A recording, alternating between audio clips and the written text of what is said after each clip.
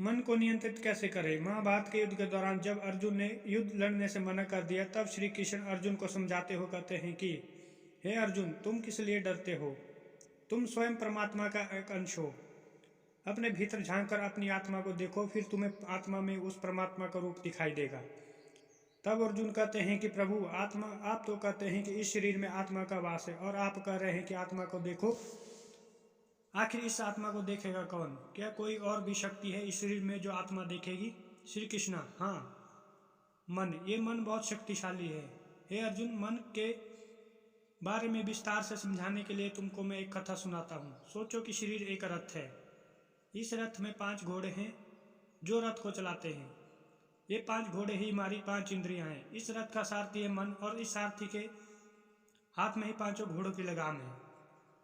ये सारथी रूपी मन जिधर चाहे उधर इन घोड़ों को ले जा सकता है। इस रथ का स्वामी एक राजा है जो रथ के सिंहासन पर बैठा रहता है। ये राजा ही हमारी आत्मा है जो इस रथ रूपी शरीर को का मालिक है। ये मन बहुत ही चंचल है। ये व्यसन, भोग, विलास और वासना की तरफ आकर्षित होता है। इस मन रूपी सारथी को जहाँ आनंद की डगर दिखती है, ये वहीं 5 घोड़ों को ले जाता है। ये मन रूपी रथ का सारथी हमारी इंद्रियों से जो चाहे करवाता है और जिधर चाहे उधर ले जाता है। हमारे इस शरीर की जो अंतरात्मा है वो रथ का राजा है। अगर राजा शक्तिशाली है तो वह रथ के सारथी को कुछ भी गलत करने से रोक सकता है। ये राजा पूरे रथ का मालिक है। ये जो भी आज्ञा देगा वो इस सारथी को माननी होगी। लेकिन दुर्भाग्यवश इस मन को काबू करना इतना आसान नहीं है। इसके लिए आत्मा यानी राजा को हमेशा इस पर नजर रखनी होगी। अगर आत्मा मन पर काबू पा ले तो ये मन फिर आत्मा का ही कहना मानता है। हे अर्जुन, ये मन इतना शक्तिशाली है, अगर इसे इंसान ने काबू नहीं किया तो ये जीवन पर्यंत तुमको भटकता रहेगा, और इस इंसान ने मन को काबू में कर लिया तो यही मन आत्मा को परमात्मा तक ले जाता है। कितना बलशाली है ये मन। हे अर्जुन, इस मन की ताकत का तुमको तनिक भी अंदाजा नहीं है। जो इंसान इस मन की शक्ति को समझ लेता है और उसे काबू में कर लेता है, वो इंसान साक्षात देव पुरुष बन जाता है। हे अर्जुन, हे कृष्ण, ये मन इतना बलशाली है तो इसे वश में करने के क्या उपाय हैं? कैसे इस मन रूपी सारथी को काबू किया जाए? श्री कृष्ण: अर्जुन, इस मन पर काबू पाने के 2 रास्ते। पहला अनुभव, दूसरा वैराग्य से। मन बड़ा चंचल है।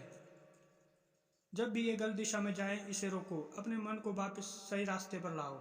ये फिर भागेगा, तुम फिर इसे पकड़ कर लाओ। ये भागता रहेगा लेकिन तुम हर बार इसे पकड़ कर लाते रहो। जिस प्रकार किसी घोड़े को काबू में करने के लिए इंसान को प्रयत्न करने होते हैं, नया घोड़ा सवार को अपने ऊपर बैठने नहीं देता और घुड़सवार को बार बार नीचे गिरा देता है। लेकिन अगर घुड़सवार दृढ़ निश्चयी तो हो, वो बार बार गिरता है और फिर से घोड़े को काबू करने की कोशिश करता है, और अंत में वो घोड़े पर काबू पाने में सफल हो जाता है, और फिर यही घोड़ा उस घुड़सवार को उसकी मंजिल तक ले जाता है। ठीक उसी तरह तुमको भी बार बार प्रयास करने होंगे, तब कहीं जाकर ये मन वश में होगा। ये प्रक्रिया बहुत कठिन है, लेकिन लगातार प्रयास करने से एक दिन ऐसा आएगा जब ये मन सिर्फ तुम्हारे कहने पर ही चलेगा और तुम इसे सच्चे स्वामी बन जाओगे। दूसरा तरीका है वैराग्य, अर्थात जो बुरा है उसे समझो और अपने मन को समझाओ कि ये बुरा है। बुरी संगति और बुरी आदतों को छोड़ो चलो और अच्छे विचारों को अपनाओ। वैरागी हो जाओ। जो व्यसन है उनकी तरफ कभी ध्यान मत दो। मन में गलत विचार आते ही उन्हें दूर हो जाओ। अच्छे विषय की बातें सोचो।